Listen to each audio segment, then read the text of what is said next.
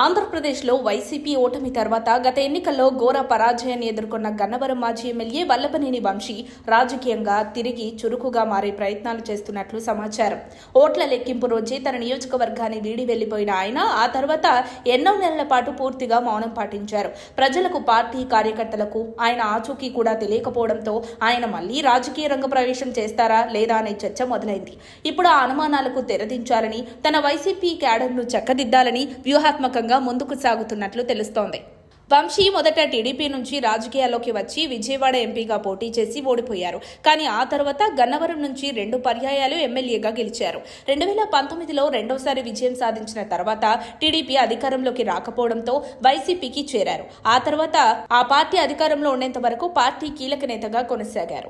అయితే టీడీపీపై తీవ్ర విమర్శలు చేస్తూ, చంద్రబాబు కుటుంబంపై అనేక ఆరోపణలు చేస్తూ తీవ్ర వివాదాలకు కారణమయ్యారు. గత ఎన్నికల ఫలితాల్లో టీడీపీ అభ్యర్థి యార్లగడ్డ వెంకట్రావు గెలవడంతో వంశీ రాజకీయంగా పూర్తిగా వెనుకబడ్డారు.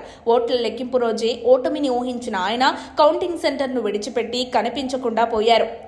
వైసీపీ కూడా మొత్తం రాష్ట్ర వ్యాప్తంగా ఓటమి పాలవ్వడంతో పార్టీ కార్యకర్తలకు ఆయన పూర్తిగా అందుబాటులో లేకుండా పోయారు.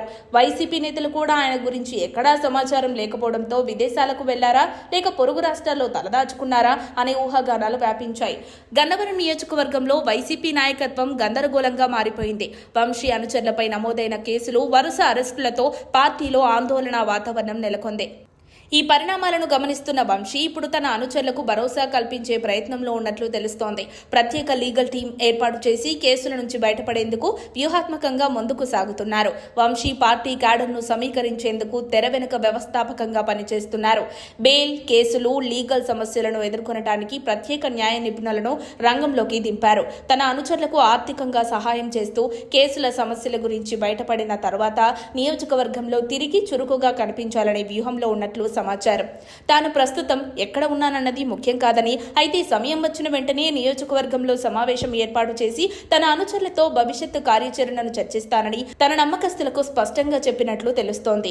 వంశీ తిరిగి రాజకీయంగా బలపడతాడా లేక ఇది కేవలం ఓ తాత్కాలిక వ్యూహమా అనేది గన్నవరం రాజకీయ వర్గాల్లో హాట్ టాపిక్ గా మారింది. వంశీ ఇప్పటి వరకు పూర్తిగా మౌనం పాటించినప్పటికీ ఇప్పుడు తిరిగి తన శ్రేణులను సమీకరించేందుకు ప్రయత్నాలు ముమ్మరం చేస్తున్నారు. కేసుల నుంచి బయటపడిన తర్వాత నియోజకవర్గ ప్రజలను కలవాలని, పార్టీ కార్యకలాపాల్లో పాల్గొనాలని భావిస్తున్నట్లు సమాచారం. కానీ టీడీపీ క్యాడర్ ఇప్పటికీ ఆయనపై తీవ్ర అసంతృప్తితో ఉన్నందున రాజకీయంగా తిరిగి నిలదొక్కుకోవడం సులభం కాని పని. వంశీ వ్యూహం ఎలాంటి ఫలితాన్నిస్తుందో, ఆయన మళ్లీ గన్నవరం రాజకీయాల్లో కీలక నేతగా నిలుస్తారా అన్నది వేచి చూడాల్సిందే. మరిన్ని అప్డేట్స్ కోసం మా కాయ్ టీవీని సబ్స్క్రైబ్ చేసుకోండి. మా వీడియో కనుక మీకు నచ్చినట్లయితే లైక్ చేయండి, షేర్ చేయండి. మీ విలువైన అభిప్రాయాలను కామెంట్ బాక్స్లో తెలియజేయండి.